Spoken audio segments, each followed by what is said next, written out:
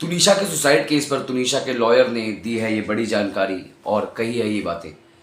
और साथ ही साथ ये भी चीज़ सामने आ रही है कि शायद आज शेजान को बेल नहीं मिली है और शायद उनकी कस्टडी बढ़ा दी गई है।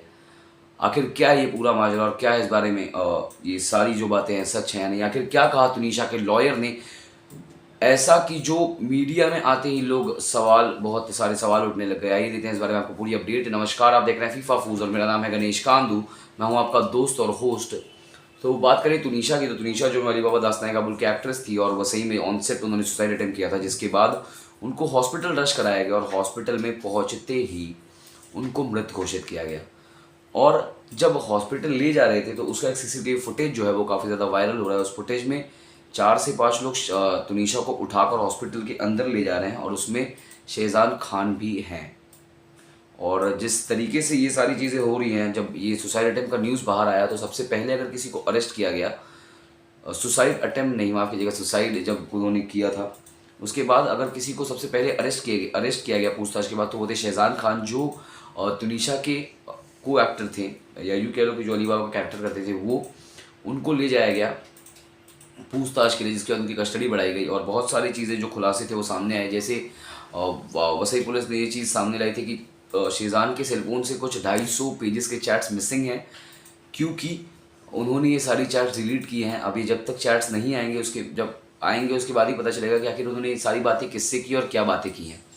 और उनके बेल हियरिंग पर भी अभी हाल ही में दोनों फैमिलीज एक दूसरे के ऊपर काफ़ी ज़्यादा एलिगेशन लगा रहे हैं और बातें कह रहे हैं कि मतलब तुनिशा की मम्मी का भी कहते हैं कि शेजान जो है ड्रगिस्ट था, उसने मेरी बेटी को स्लैप किया, मेरी बेटी का इस्तेमाल किया और फेक प्रोमिस किए उसको कि शादी करेगा और बाद में फिर धोखा दिया, मेरी बेटी को उर्दू सिखा रहा था। वहीं दूसरी तरफ से शेजान की फैमिली ने भी एक प्रेस कॉन्फ्रेंस करा था, जिसमें वो बताया, उन्होंने दावा किया है कि तुनिशा अपनी मम्मी के साथ खुश नहीं थी और उसको मतलब अच्छे से नहीं रखती थी उनकी मम्मी। उन्होंने गला दबाने की भी कोशिश की थी तुनिशा की।